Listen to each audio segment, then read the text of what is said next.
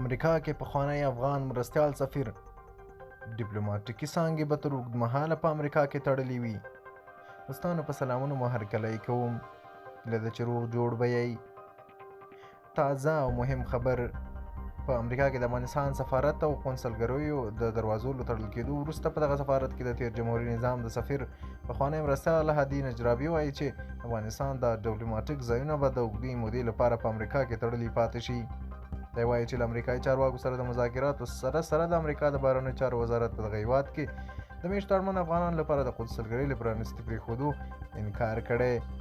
امریکا کې د افغانستان د سفارت د اړوندو قونسلګریو دروازې د هغه هیواد د بهرنیو چارو وزارت په لارښوونه د مارچ په 14مه وتړل شوې. ښاغلی نجرابي ازادي راډیو ته وویل د امریکا د بهرنیو چارو وزارت د چارواکو د خبرو پر بنسټ چې ویلي دي هڅه کوي د افغانانو د قونسلګریو اړوند چارې به په کاناډا یا هم اروپایي هیوادونو کې د افغانستان په سفارتونو کې ترسره کیږي.